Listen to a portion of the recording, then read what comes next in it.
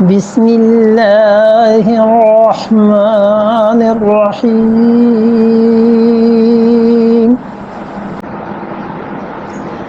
يسألونك عن المحيض قل هو أذى فاعتزلوا النساء في المحيض ولا تقربوهن حتى يطهرن فإذا تطهرن فأتوهن من حيث أمركم الله إن الله يحب التوابين ويحب المتطهرين۔ اللہ تعالیٰ نے فرمایا وَيَسْأَلُونَكَ، اور یہ آپ سے سوال کرتے ہیں عن المحیض، حیض کے بارے میں۔ حاضہ عربی میں کہتے ہیں کسی چیز کا بہنا، کسی چیز میں رکاوٹ کا نہ پڑنا۔ جیسے پانی بہتا ہے ایسے ہی خون کے بہنے کو اور خواتین کے جسم سے جو اگلے حصے سے خون بہتا ہے اس کے لیے یہ لفظ استعمال کرتے تھے لغت میں حیض، اور اسی کو اللہ نے یہاں پہ بیان کیا ہے۔ اور اگلے حصے کی قید اس لیے ارشاد فرمائی گئی یا لگائی گئی کہ دوسرا حصہ پیچھے کا جو ہے اس میں کسی بیماری کی وجہ سے بھی خون ہو سکتا ہے، اور بیماری کی وجہ سے آگے کے حصے میں بھی خون آ سکتا ہے، لیکن اس کا مستقل ایک الگ باب متعین کر دیا کہ اگر بیماری کی وجہ سے خون بہ رہا ہے، بلیڈنگ ہو رہی ہے، تو اس کے کیا حکم ہے، اور جو معمول ہے خواتین میں وہ پیریڈز جنہیں کہتے ہیں اس معمول کا کیا حکم ہے۔ اور لفظ یہ لائے ہیں کہ عن المحیض، یہ لوگ آپ سے سوال کرتے ہیں محیض کے بارے میں، یہ نہیں فرمایا کہ حیض کے بارے میں۔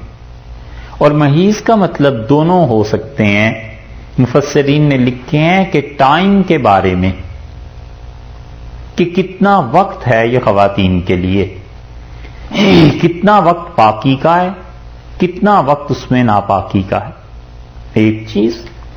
اور دوسری یہ بھی ترجمہ اس کا کیا گیا ہے کہ یسألونک عن المحیض، آپ سے اس مقام کے متعلق دریافت کرتے ہیں کہ جہاں سے خون بہتا ہے وہ مقام ناپاک ہو جاتا ہے، تو آپ ہمیں کیا فتویٰ دیتے ہیں، ہمیں اس ناپاکی میں ملوث ہونا ہے یا نہیں ہونا۔ تو محیض کے دونوں ترجمے ہوئے، ایک وقت کے بارے میں اور ایک مقام کے بارے میں، اور اللہ نے دونوں ہی چیزوں کا جواب دیا ہے۔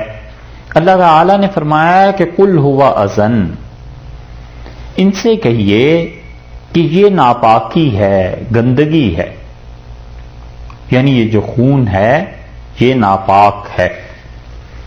اور حدیث پر غور کرنے سے جتنے بھی احکامات ہیں تین طرح کے خون ہوتے ہیں۔ ایک خون تو وہ ہے جس کے بارے میں اللہ تعالی نے یہاں پر ارشاد فرمایا ہے، اور ہمارے نزدیک حنفی فقہا کے نزدیک کم سے کم مدت اس کی 3 دن اور 3 راتیں، اور زیادہ سے زیادہ مدت 10 دن اور 10 راتیں۔ اس کا مطلب یہ ہے کہ 3 دن اور 3 راتوں سے کم جو خون ہے وہ حیض نہیں ہے، اور 10 دن اور 10 راتوں سے زیادہ جو خون آ گیا وہ بھی حیض نہیں۔ اور اس کے لیے وہ لفظ استعمال کرتے ہیں استحاضہ، اور استحاضہ کا مطلب یہ ہے کہ وہ خون جو حیض کے علاوہ کسی بیماری سے آتا ہے۔ اور 2 خواتین ایسی تھیں جن کے ساتھ یہ مسئلہ تھا، اور رسول اللہ صلی اللہ علیہ وسلم کی خدمت میں وہ حاضر ہوئیں، اور انہوں نے بہت چیزیں اس معاملے میں پوچھی، اور بڑے مشکل مسائل ہیں اس کے۔ اور ان میں سے ایک خاتون نے کہا انما اسج سجن، اللہ کے رسول میں تو خون میں بھیگ جاتی ہوں، اتنا زیادہ خون آتا ہے۔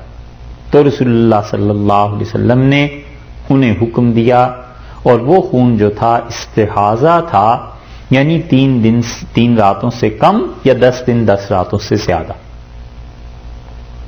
سمجھ آ رہی؟ اچھا، یہ تھی ہمنا بنت جہش، رسول اللہ صلی اللہ علیہ وسلم کی سالی تھی. حضرت زینب رضی اللہ عنہا جو ام المومنین تھیں ان کی چھوٹی بہن تھی، اور ایک خاتون اور تھی، اور انہوں نے اس معاملے میں بہت سے مسائل دریافت کیے. 2 خون یہ ہو گئے، اور تیسرا خون کہلاتا ہے نفاس. اور نفاس کا مطلب یہ ہے کہ بچے کی ولادت کے بعد جو خون آئے، حتیٰ کہ بچہ کچھ حصہ اس کا پیدا ہو گیا آدھا جیسے اور باقی ہے ابھی، تو اس وقت تک بھی وہ خون حیض کا شمار ہوگا. اور اس کے بعد جب بچے کی ولادت مکمل ہو جائے گی تو اس کے بعد جو خون ہے یہ تیسرا خون ہے جو نفاس کہلاتا ہے. اور ان تینوں کے احکامات الگ الگ ہیں. نفاس کے خون کو اللہ نے یہاں ذکر نہیں فرمایا، وہ بچے کی پیدائش کے بعد جتنے دن بھی جاری رہے، اور میکسیمم لمٹ اس کی فقہا نے 40 دن رکھی ہے کہ 40 دن کے بعد وہ پاک ہو جائے گی. لیکن اگر وہ فرض کیجئے 10 دن بعد ختم ہو جاتا ہے خون، 15 دن کے بعد ختم ہو جاتا ہے، تو عورت اس وقت غسل کرے اور نماز پڑھے، اور شوہر کے ساتھ اس کے تعلقات کا قائم کرنا بھی درست ہے. 40 دن پورے ہونے کوئی ضروری نہیں، وہ اس کی انتہائی مدت ہے جو بیان کی گئی. اور یہ جتنے بھی خون ہیں ان میں مسائل جو بالعموم پیش آتے ہیں، ایک مسئلہ تو ہے نماز کا. اور نماز کے مسئلے میں شریعت نے یہ بتایا ہے کہ 3 دن 3 راتیں اور 10 دن 10 راتیں. اگر یہ ایام ہیں، پیریڈ ہے، حیض ہے، تو نمازیں معاف ہو گئیں. اور دوسرا مسئلہ ہے روزے کا. اور روزے کی حالت میں یعنی روزہ تو ختم ہو جائے گا، ایسے روزے نہیں رکھیں گی، لیکن روزوں کی قضا بعد میں کریں گی، نماز کی قضا کوئی نہیں. 2 چیزیں. تیسرا مسئلہ ہے قرآن پاک کی تلاوت کا. اور خواتین ایام میں حیض ہو اور یا نفاس ہو، اس صورت میں قرآن پاک کو وہ تلاوت کی نیت سے پڑھ سکتی ہیں، اور نہ تلاوت کی نیت سے نہیں پڑھ سکتی اور دعا کی نیت سے پڑھ سکتی. مثلا ایک خاتون روزانہ رات کو کچھ پڑھتی ہیں آیت الکرسی، تو اگر ان کو ان ایام میں پڑھنا ہی ہے اور ان کی نیت یہ ہو کہ اللہ سے دعا مانگ رہی ہوں، اللہ کی تعریف بیان کر رہی ہوں، ٹھیک ہے. اور اگر قرآن پاک کی تلاوت کی نیت ہے تو وہ حرام ہے، ناجائز.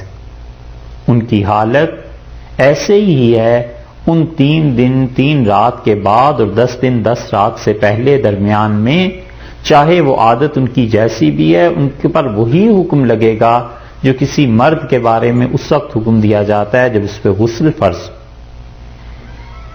کہ اس صورت میں نہ ہی قرآن پاک کی تلاوت کی جا سکتی ہے، دعا کی نیت سے پڑھا جا سکتا ہے، اور مسجد میں بھی داخل نہیں ہو سکتا مرد بھی عورت بھی. تو ایک مسئلہ نماز کا، دوسرا مسئلہ روزے کا، تیسرا مسئلہ تلاوت کا، اور چوتھا مسئلہ شوہر کے ساتھ ازدواجی تعلقات کے قائم کرنے کا. اور اللہ تعالی نے اس چوتھے مسئلے کو بھی بیان کیا ہے. پہلی بات تو یہ فرمائی کہ قل ہوا اذن، ان سے کہیے کہ یہ گندگی ہے، لیکن وہ گندگی اور خون عارضی ہے نا، مستقل تو نہیں. تو اس لیے بتلایا ہے کہ فاعتزلوا النساء، اور اپنی عورتوں سے الگ رہو. فاعتزلوا، الگ رہو. یہ معتزلہ کے جو بار بار ذکر آتا ہے نا، معتزلہ انہیں اسی لیے کہتے ہیں کہ وہ اہل سنت سے الگ ہو گئے تھے. فاعتزلوا النساء، عورتوں سے الگ رہو، فی المحیض، حیض کے وقت میں بھی اور اس مقام سے بھی.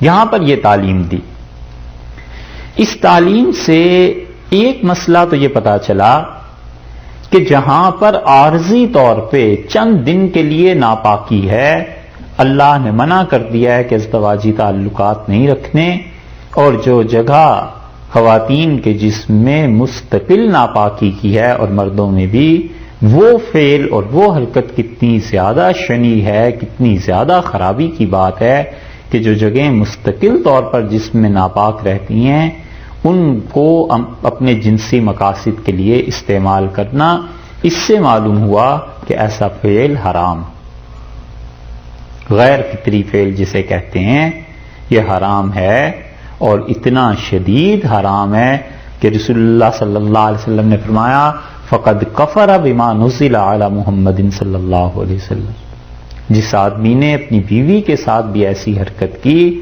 اس نے محمد صلی اللہ علیہ وسلم پر اتری ہوئی وحی کا انکار کر دیا۔ اسی لیے بعض حضرات نے اسے کفر سے تعبیر کیا، اور ایک جگہ آتا ہے رسول اللہ صلی اللہ علیہ وسلم نے فرمایا جس آدمی نے بھی ایسی حرکت کی اللہ اس سے اس حال میں ملے گا قیامت میں کہ خدا کو ناپاکی کی وجہ سے اس آدمی پہ غصہ ہوگا اور خدا اپنی رحمت کی نظر اس کی طرف نہیں کرے۔ یہ تو حال ہے اس بیوی کا جس کے ساتھ نکاح ہوا ہے اور تعلق جس کے ساتھ ازدواجی تعلقات قائم ہوتے ہیں۔ اس سے اندازہ لگانا چاہیے کہ جو لوگ بھی علیاذ باللہ یہ ہومو سیکشل اور یہ جو چیزیں ہیں وہ خدا کے ہاں کتنی سخت ناراضگی کا موجب ہیں، کیونکہ انسان گندا ہو جاتا ہے، ناپاک ہو جاتا ہے۔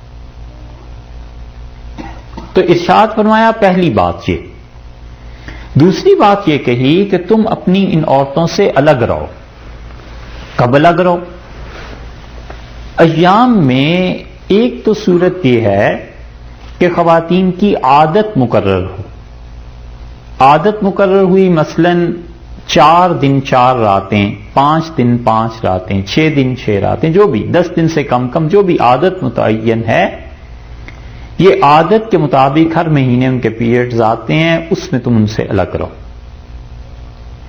ایک چیز یہ ہے کہ کوئی عادت ہی متعین نہیں، 3 دن 3 رات سے کم خون آئے، اور اس صورت میں ان پر ایک نماز کا وقت گزر جائے، جیسے خون رک گیا ظہر کے وقت میں، اب عصر کی نماز کا وقت بھی گزر جائے، تو پھر اس صورت میں وہ غسل کر لیں گی، پاک ہو جائیں گی، کیونکہ خون رک گیا۔ تو یہ کہیں گے کہ اس خاتون کے ساتھ مسئلہ ہو گیا استحاضہ کا، اگر 3 دن 3 رات ہوتا تو پھر تو ٹھیک تھا، یہ 1 دن 1 رات 2 دن 2 راتیں ہیں، تو یہ کسی اور بیماری کی وجہ سے خون ہے، اس پہ حکم نہیں لگایا جائے گا۔ جب نماز کا وقت گزر جائے گا ایک، تو اب سارے احکامات اس کے لیے جائز ہو جائیں گے، شوہر کا تعلق بھی جائز ہو جائے گا۔ اور دوسری صورت یہ ہے کہ 10 دن اور 10 راتیں گزر گئیں، تو میکسیمم پیریڈ گزر گیا۔ اب اس صورت میں میکسیمم پیریڈ گزرنے کی صورت میں اس مسئلے کو سمجھنا چاہیے کہ میکسیمم جب پیریڈ گزر جائے تو اس کے نہائے بغیر بھی شوہر اس کے قریب جا سکتا ہے، نہانا شرط نہیں۔ اور منیمم پیریڈ اس میں ہے 3 دن 3 راتیں، کہ ڈر ہے کہیں پھر ایام نہ شروع ہو جائیں، یا اس کی اپنی عادت پوری ہو گئی خاتون کی، تو جو عادت پوری ہو گئی تو ٹھیک ہے۔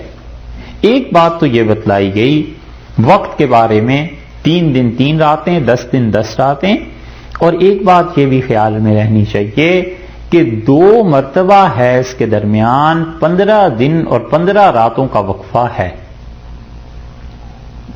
یہ نہیں ہو سکتا کہ 10 دن اور 10 راتیں خون کے ساتھ رہیں، اب وہ پاک ہو گئیں، اور اس کے بعد اگلے ہفتے پھر ایسی مشکل ایسی چیز پیش آ جائے۔ تو اگر فرض کیجئے 15 دن اور 15 راتوں سے پہلے خون شروع ہو گیا ہے تو اس پہ شریعت حرام کا، ناجائز ہونے کا فتویٰ نہیں لگاتی۔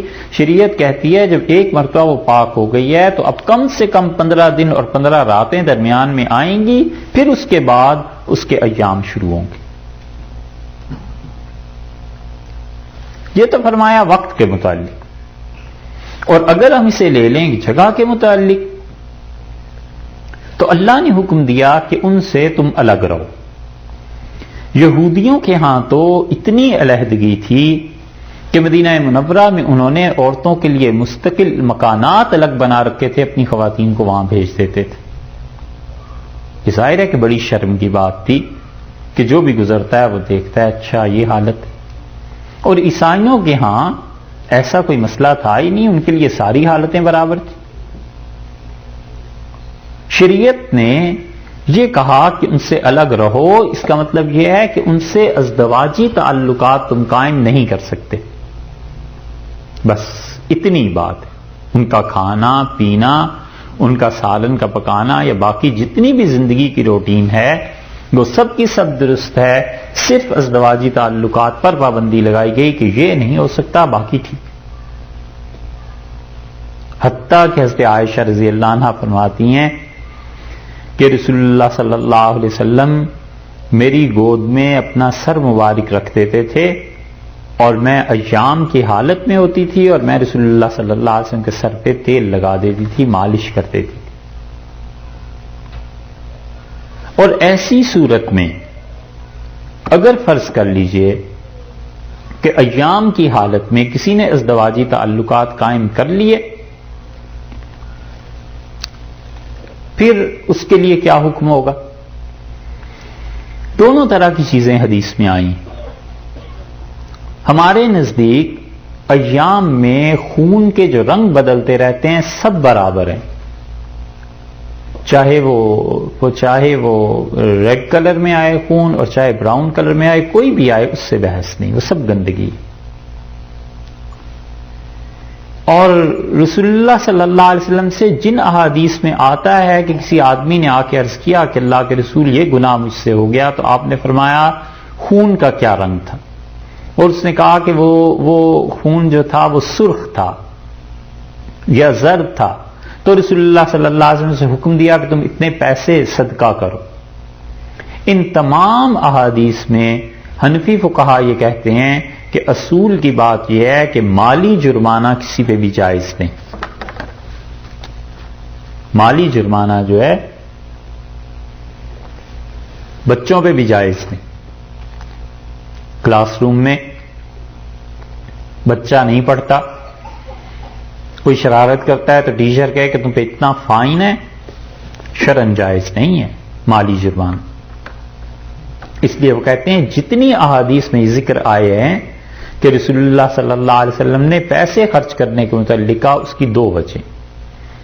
ایک وجہ تو یہ ہے کہ اس سے خون کا پوچھ لیا تو معلوم یہ ہوا کہ ابھی اس خاتون کی ابتدائی دنوں کی بات ہے، یعنی 1-2 دن اس کی حالت تھی اور اس مرد نے صبر نہیں کیا، تو اس پہ زیادہ جرمانہ لگنا چاہیے تھا یا زیادہ پیسے اسے دینے چاہیے تھے، اور رسول اللہ صلی اللہ علیہ وسلم نے تم زیادہ پیسے اللہ کی راہ میں دو، تو یہ اس لیے تھا کہ اس کو عقل آئے۔ اسی لیے حنفی فقہا کہتے ہیں کہ مستحب ہے، کسی سے ایسے کوئی حرکت ہو جائے تو مستحب ہے، بہتر ہے اللہ کی راہ میں صدقہ کرے، خیرات کرے، خدا سے معافی مانگے۔ اور اگر وہ آدمی یہ کہتا تھا، خون کا رنگ ایسا بتاتا تھا جو ایام میں آخری دنوں میں ہوتا ہے، تو ہفتہ 10 دن تک صبر کرنا چونکہ کسی انسان کے لیے جوانی میں مشکل ہوتا ہے، اس لیے رسول اللہ صلی اللہ علیہ وسلم سے کم صدقے کا حکم دیتے تھے کہ کم پیسے اللہ کی راہ میں خرچ کر دے۔ لیکن ان تمام احادیث کے متعلق فقہا یہی لکھتے ہیں ہمارے کہ یہ ابتدائی دور کے واقعات ہیں، بعد میں رسول اللہ صلی اللہ علیہ وسلم نے مالی جرمانے کو ختم کر دیا تھا، اور اب بھی اگر کوئی اس چیز میں پڑ جائے اور وہ صدقہ کرے، پیسے اللہ کی راہ میں دے، یہ اس کے لیے اچھا ہے، اور اگر نہ کرے تو کوئی حرج نہیں۔ اور اصل چیز اگر یہ گناہ ہو جائے تو توبہ ہے، اللہ سے معافی مانگنے کی بات ہے، وگرنہ مالی طور پہ کچھ نہیں۔ ایک اور چیز یہ ہے کہ حدیث میں یہ آتا ہے رسول اللہ صلی اللہ علیہ وسلم کے متعلق کہ جس چیز کو جنس کہتے ہیں نا، سیکس، پوری تعلیم اسلام نے اس کی دی ہے، اور پتہ نہیں آپ میں سے کتنے لوگ جانتے ہوں گے، لیکن بچے جب بڑی عمر کے ہو جاتے تھے، جیسے 10 سال کے، 12 سال کے، تو انہیں باقاعدہ ایسی چیزیں فقہا، ان کے معلمین پڑھایا کرتے تھے کہ یہ چیز جائز ہے، یہ چیز ناجائز ہے۔ ہمیں نہیں معلوم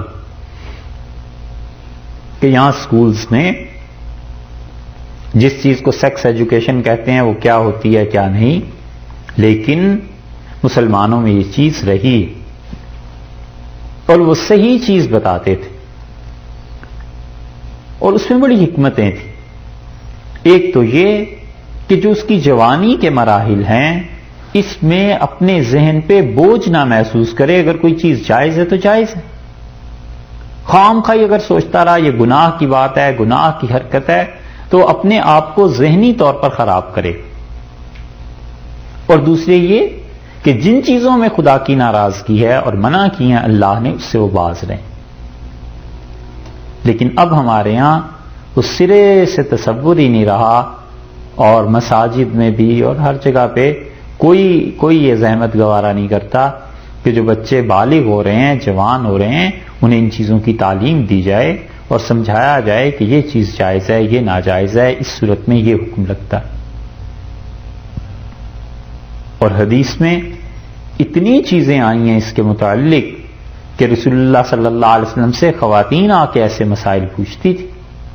اتنا اچھا اور آزاد معاشرہ تھا، اور آپ نے فرمایا کہ یہ انصار کی خواتین بہت ہی اچھی ہیں، اور آپ نے فرمایا دیکھو یہ مجھ سے آ کے حیض اور نفاس کے جو مسائل پوچھتی ہیں، لم یمنعہن الحیا من الایمان، ان کی حیا، ان کی شرم جو خواتین میں ہوتی ہے، انہیں ایمان کی تعلیم مجھ سے سیکھنے میں مانع نہیں ہوتی، رکاوٹ نہیں بنتی۔ یہ صحیح بخاری میں بالکل آغاز میں آیا ہے، اور ایمان کا اطلاق رسول اللہ صلی اللہ علیہ وسلم نے حیض اور نفاس کے مسائل پر ایمان فرمایا ہے، کیونکہ اگر پتہ نہیں چلے گا ایام کا کسی خاتون کو تو وہ گڑبڑ بھی کر سکتی ہے، حتیٰ کہ بچوں کے نسب میں بھی گڑبڑ ہو سکتی ہے، یہ آگے آئے گا۔ جس انسان کو نہیں واسطہ پڑا ان مسائل سے، شادی نہیں ہوئی، بیوی نہیں ہے، کوئی حرج نہیں، نہ سیکھے، ایک مسئلہ نہ جانتا ہو، کوئی حرج نہیں۔ لیکن جب شادی ہو جائے تو یا تو بیوی کو تعلیم دلوائے اور یا پھر خود سیکھے۔ اگر شوہر ایسے مسائل نہیں سیکھے گا تو وہ ویسے ہی گناہ گار ہوگا، کیونکہ بیوی کے ساتھ تعلقات میں یا تو خود گڑبڑ کر دے گا، اگر نہیں بھی کی تو بیوی کو تعلیم کیوں نہیں دی؟ انہیں پتا ہونا چاہیے۔ اس لیے یہاں سے یہ جو آیات ہیں نا، آگے آپ دیکھیں گے بار بار ان کا ذکر آتا ہے۔ تو رسول اللہ صلی اللہ علیہ وسلم ان کا عمل کیا تھا؟ حضرت عائشہ رضی اللہ عنہا سے کسی نے پوچھا، اور رسول اللہ صلی اللہ علیہ وسلم نے دونوں طرح کے جوابات دیے ہیں۔ آپ نے فرمایا جب تمہاری بیوی پر ایسی حالت آ جائے تو فَاصْنَعُوا كُلَّ شَيْءٍ إِلَّا النِّكَاحَ، تو تم اس سے ہر طرح کا تعلق برقرار رکھ سکتے ہو سوائے اس خاص ازدواجی تعلق کے، وہ نہ کرنا، فعل باقی ٹھیک ہے۔ اور دوسری طرف حدیث میں آتا ہے، حضرت عائشہ رضی اللہ عنہا سے پوچھا گیا تو انہوں نے کہا رسول اللہ صلی اللہ علیہ وسلم اپنی بیویوں میں سے کسی کے پاس آتے تھے، اور اگر معلوم ہو جاتا تھا کہ وہ ایام میں ہیں تو آپ ان سے یہ کہتے تھے کہ گھٹنے سے ناف تک تم کوئی کپڑا باندھ دو کہ میرا جسم تمہارے ساتھ چھوئے نہیں، اور پھر رسول اللہ صلی اللہ علیہ وسلم اپنی بیویوں میں سے کسی کے ساتھ بھی لیٹ جاتے تھے۔ اس سے فقہا نے دو نتیجے نکالے۔ وہ کہتے ہیں کہ اس سے یہ پتا چلتا ہے کہ حضرت صلی اللہ علیہ وسلم نے گھٹنے سے ناف تک جو سطر کا حصہ ہے، اس حالت میں بیوی کے جسم میں سے اتنے حصے سے فائدہ اٹھانا منع قرار دیا ہے، خود ایسا نہیں کیا،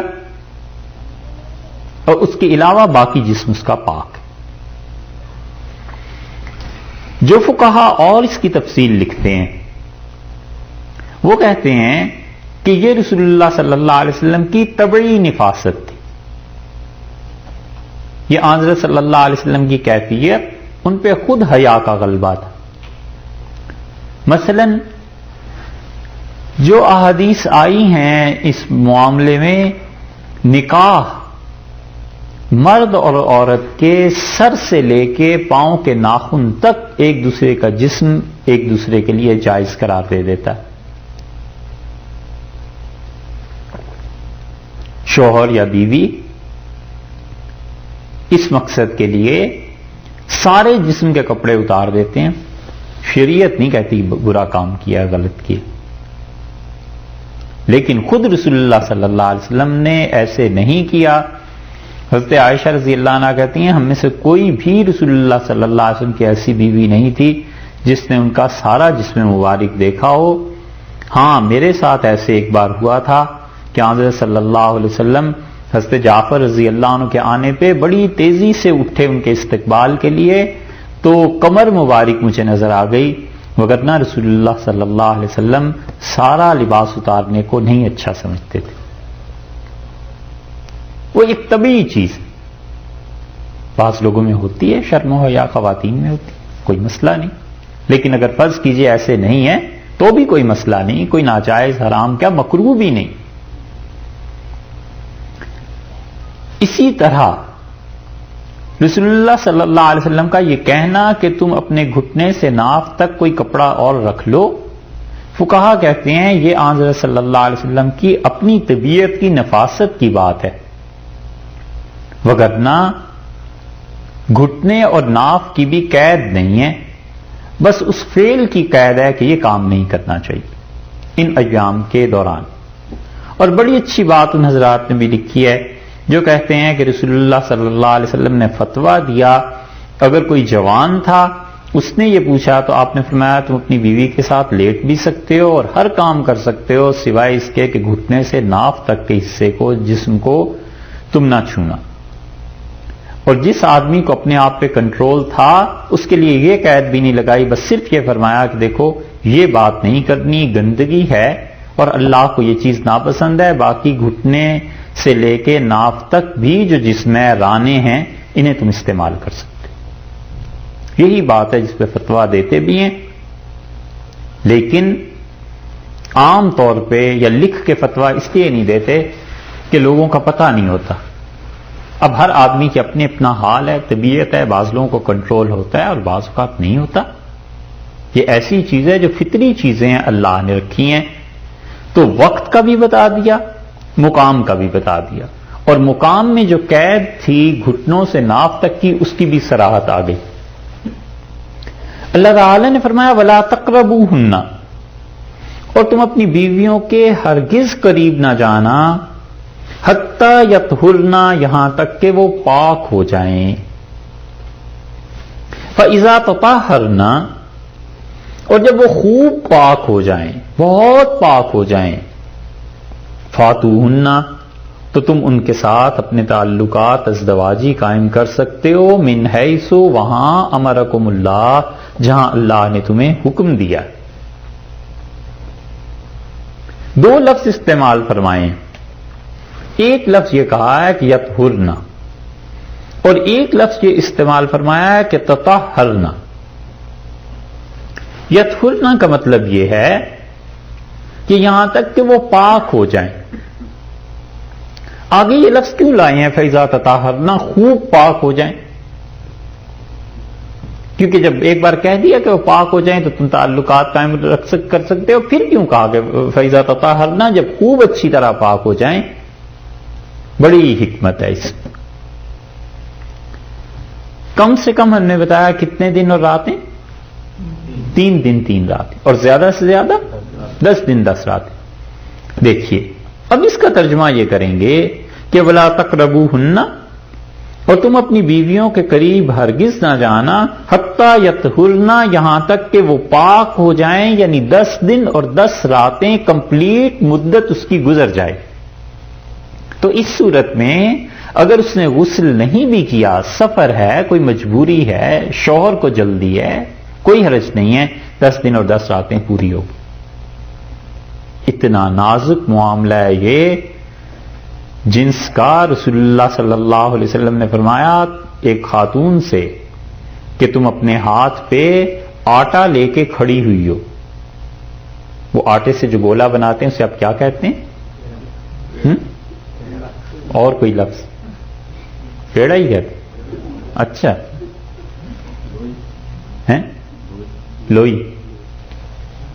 رسول اللہ صلی اللہ علیہ وسلم نے فرمایا تم نے اپنے ہاتھ پہ پیڑا رکھا ہوا ہو تنور میں لگانے کے لیے، اور آپ نے فرمایا تمہارا شوہر اگر آ جائے اور تمہیں بلائے تو تم اس آٹے کو وہیں رکھ دینا اور اس کے پاس چلی جانا، اور اگر تم نہ گئیں تو کن فتنۃ فی الارض و فساد کبیر، زمین میں فساد مچ جائے گا اور بہت بڑے بڑے گناہ ہو جائیں گے۔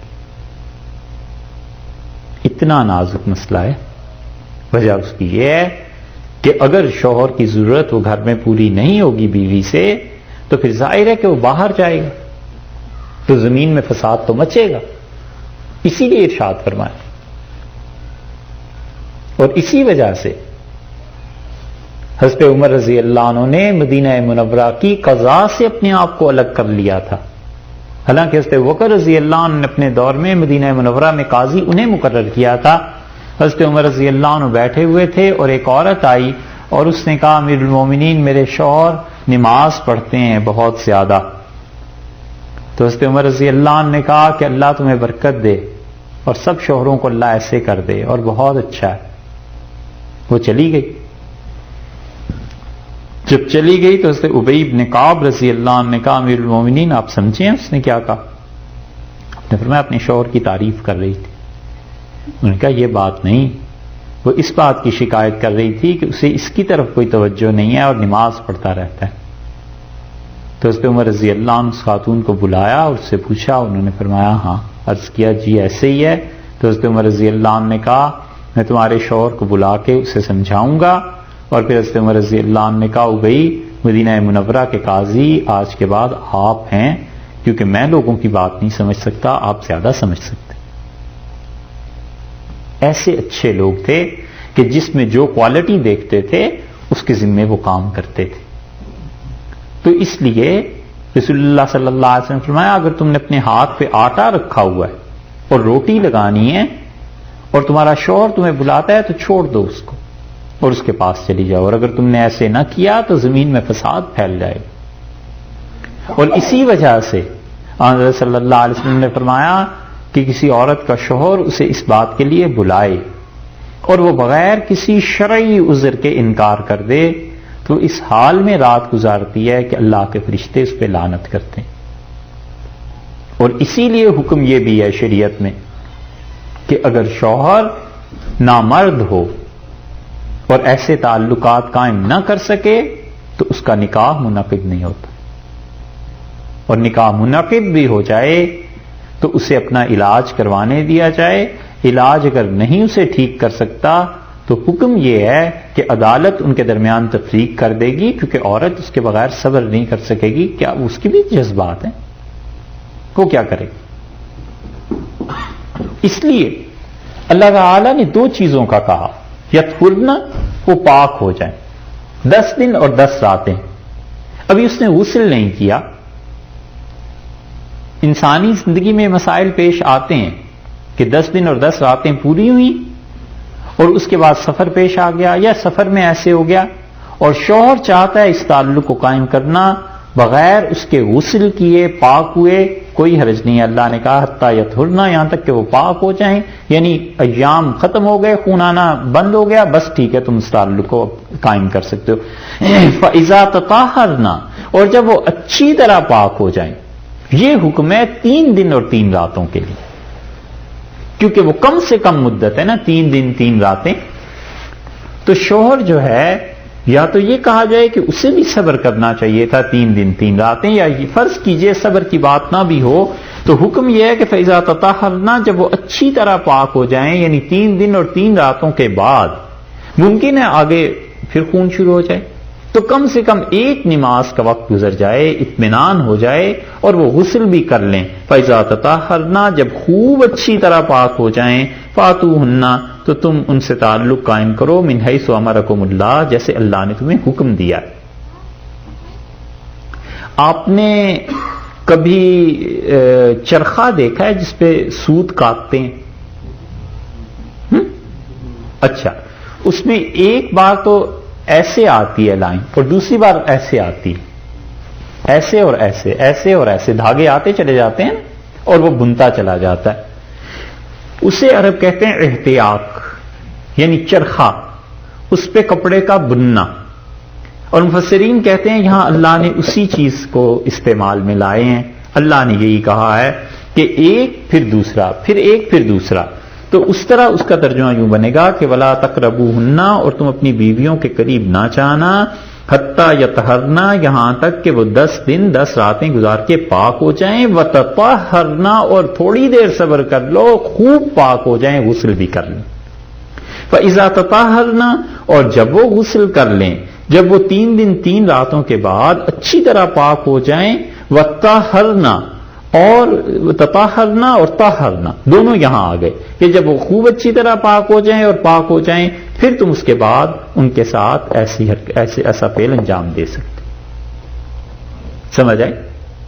یہ دونوں الفاظ جو ہے نا، یطہرنا اور تطہرنا، یہ دونوں الفاظ 2 مرتبہ ایسے ہی اور ایسے لائے جائیں گے کہ حتی یطہرنا فاذا تطہرنا، جب وہ پاک ہو جائیں اور خوب اچھی طرح پاک ہو جائیں، اور خوب اچھی طرح پاک ہو جائیں اور پاک ہو جائیں. وہ کہتے ہیں اس کا مطلب یہ ہے کہ دونوں جگہ کے حکم الگ ہیں. فاتوہن، یہ سمجھ میں آ گئی یہاں تک بات؟ فاتوہن، تو تم ان کے پاس آؤ.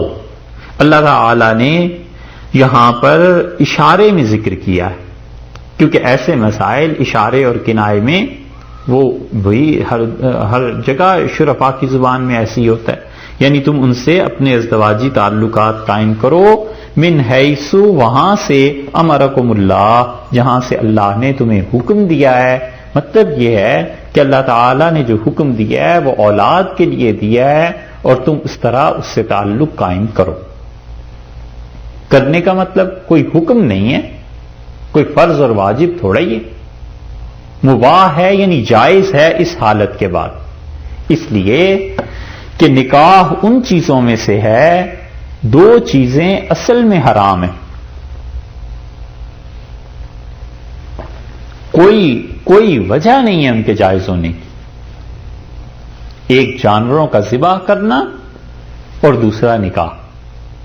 کوئی وجہ نہیں ہے جانور کی کیوں ذبح کیا جائے، محض انسانوں کی چٹخارے کے لیے.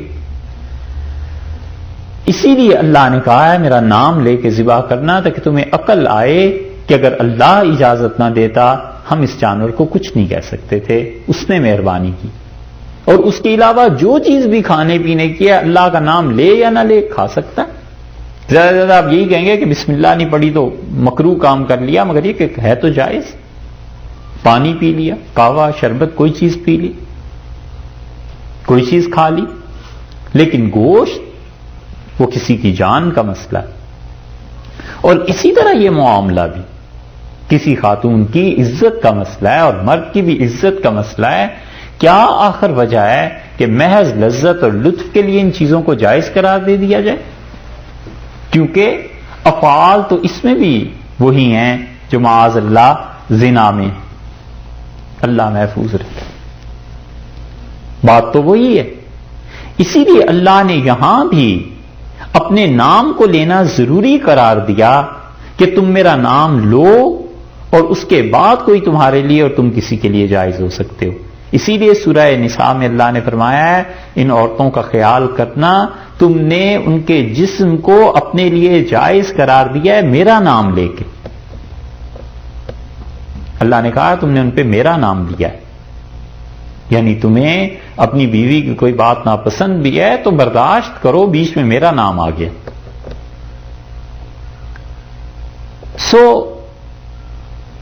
یہ بات ہے کہ نکاح سرے سے جائز نہ ہوتا، مگر نسل انسانی اور انسان کی ضرورت تھی، اس وجہ سے اسے جائز قرار دیا گیا. تو فرمایا ہے کہ ان کے پاس آؤ من حیث امرکم اللہ، جہاں سے اللہ نے تمہیں حکم دیا ہے، یعنی اولاد کے لیے. ان اللہ، اس کی تشریح اگلی آیت میں آ رہی. ان اللہ یحب التوابین، اور اللہ بہت پسند کرتا ہے، اللہ ان لوگوں کو جو بہت زیادہ توبہ کرنے والے ہیں. جنس کا معاملہ آ گیا، کوئی گناہ ہو جائے، کوئی ایسی چیز نہیں قابو اپنے آپ پہ رکھ سکے، اللہ نے کہا توابین، جو لوگ بہت توبہ کرتے ہیں اللہ سے، اللہ ان کو بہت پسند کرتا ہے. خوب توبہ کرتے رہو اللہ سے، کوئی بھی ایسا گناہ ہو جائے. وَيُحِبُّ الْمُتَطَهِّرِينَ، اور اللہ پسند کرتا ہے ان لوگوں کو جو خوب پاک رہتے ہیں. جو آدمی جتنا پاک رہتا ہے اللہ ان لوگوں کو اتنا ہی پسند کرتا ہے. خوب پاک رہنے کا مطلب یہ ہے کہ تم اپنی طبیعت کو اس بات پہ آمادہ کرو، اس کا خوگر بناؤ کہ بہت پاک رہنا چاہیے. حتیٰ کہ رسول اللہ صلی اللہ علیہ وسلم نے فرمایا کہ 10 چیزیں انبیاء علیہ الصلوۃ والسلام سب کی سنتوں میں سے ہیں، اور ان میں سے ایک آپ نے فرمایا کہ جب تم ہاتھ دھو تو یہ ہاتھوں انگلیوں کے جو درمیانی حصے ہیں انہیں خشک کر لیا کرو. جیسے یہ ہاتھ دھویا نا تو اس کے درمیان میں انگلی میں پانی لگا رہ جاتا ہے نا، تو اس کا متعلق کہا کہ اسے بھی خشک کر لیا کرو. یہ پاکیزگی اور نفاست کی تو ہے. بہت زیادہ خدا نے اہتمام کیا اس کا بھی، اور رسول اللہ صلی اللہ علیہ وسلم نے بار بار کہا کہ جو حب المتطہرین، اور اللہ ان کو پسند کرتا ہے جو بہت پاک لوگ ہیں. اور اسی لیے حضور اقدس صلی اللہ علیہ وسلم نے ایک عورت کو کہا کہ میرے لیے ایک رشتہ تلاش کر دو اور میں شادی کرنا چاہتا ہوں. اور آج کوئی کہہ کے کسی سے دیکھے تو لوگ تو لتے لینے لگ جائیں. یہ پوری حدیث نہیں سناتے، آدھی سنا دیتے ہیں. اور رسول اللہ صلی اللہ علیہ وسلم نے فرمایا ایسی لڑکی دیکھنا جس کے منہ سے بو نہ آتی کہ مجھے اس سے فرشتے آتے ہیں. اور آپ نے فرمایا اناجی ملا تو ناجی، میں فرشتوں سے بات کرتا ہوں اور تم لوگ تو ان سے بات نہیں کرتے نا. تو فرشتوں کو منہ کی بو سے بہت شدید تکلیف ہوتی ہے، تو اس لیے تم میرے لیے ایسی لڑکی تلاش کر دو. یہ دلیل ہے اس بات کی کہ آدمی اپنے لیے جو بیوی تلاش کرتا ہے یا وہ کسی کو کہتا ہے تو اس نے تو پوری زندگی گزارنی ہے. اگر اس کو کوئی چیز پسند نہیں ہے تو انسانیت کا مسئلہ نہیں ہے، مسئلہ اس آدمی کی ذات کا ہے، اس لڑکی کی ذات کا ہے. اسے نہیں پسند اپنے شوہر میں کوئی چیز، اس کے شوہر میں ہے تو نہ کرے. یہ تھوڑا ہی ہے کہ انسانیت کا اتنا ڈھنڈورا پیٹو کہ کسی کو کوئی چیز نہیں بھی پسند تو انسانیت کے نام پہ چلو جی برداشت کرو. ایک خاتون ہے، اس کو فرض کر لیجئے کہ کوئی شوہر ایسا ہے جس کا رشتہ آیا، وہ جسمانی طور پہ موٹا ہے، زیادہ فربی ہے، اس میں موٹاپا ہے، وہ نہیں پسند کرتی، اسے حق ہے وہ رد کر دے. یہ کیا بات ہوئی کہ جی اس کو بھی تو رشتہ چاہیے، آخر اس کے ساتھ کون کرے گا؟ بھی جو بھی کرے، مسئلہ تو اس لڑکی کا ہے جس نے ساری زندگی گزارنی ہے، اور اسی طرح اس کا بھی مسئلہ ہے لڑکے کا جس نے ساری زندگی گزارنی ہے. اسے کہنا کہ بس ٹھیک ہے یہ ایسی ہے ویسی جو بھی ہے، اس میں فرض کیجئے اس کی عورت کی کوئی چیز نہیں پسند، آنکھوں میں کوئی بات ہے کسی چیز میں، تو اب اس کو مجبور کرنا کہ تم یہی رشتہ کرو، یہ درست نہیں. اس نے تو زندگی گزارنی ہے پوری. اسی لیے رسول اللہ صلی اللہ علیہ وسلم نے حضرت جابر ابن عبداللہ رضی اللہ عنہ کا جب رشتہ ہوا تو آپ نے کہا جابر تم نے وہ دیکھ لیا ہے اس قبیلے کی خواتین کو، ان کی آنکھوں میں بیماری کچھ نہ کچھ رہتی ہے، ایسے نہ ہو کہ بعد میں تمہارا نباہ اس سے مشکل ہو جائے، تو کل کو جو طلاق دینی ہے تو پہلے ہی ہوش کر لو. مراد یہ تھی. اس سے بھی بڑی بات حدیث میں آئی ہے.